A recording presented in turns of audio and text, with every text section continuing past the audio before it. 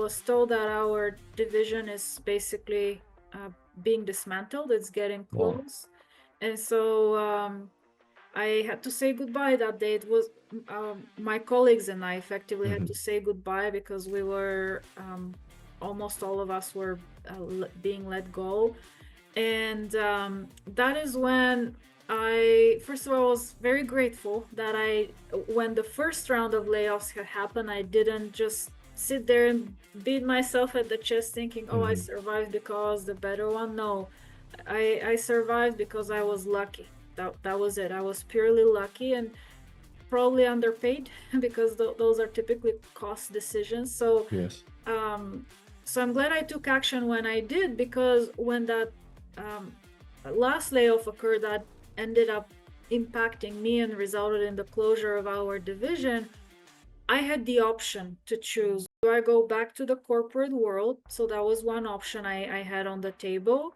Or do I start my own venture? Hmm. And when I did the math, I had sufficient savings. So I always advise people have at least 1 year, preferably 2 years of savings. A lot of people will say 6 months. So it Hmm. depends on your risk tolerance, right? um, when I did the math, the cash flow that my investments generated that I had made over the years between the residential homes, the passive investments, and Hmm. then the active deals, they were sufficient to cover basic living expenses. Again, I'm not Wow. talking about living in luxury or anything Uh-huh. like that.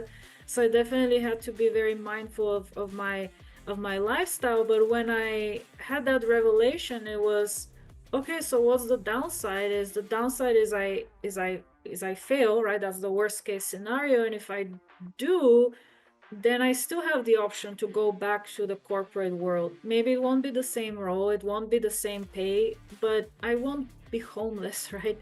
Yes. I have options. So when I realized, okay, well, if that's really the downside, I I don't know if I'll have another opportunity again Hmm. like that to start a business on my own, and a thriving business that can and will impact others in a positive way and change lives. I realize now is the time to make it happen. I don't want to be 60 years old and look back and say, wow, I should have started that 20 Wow. years ago, and live a life of regret and unfulfilled Hmm. dreams and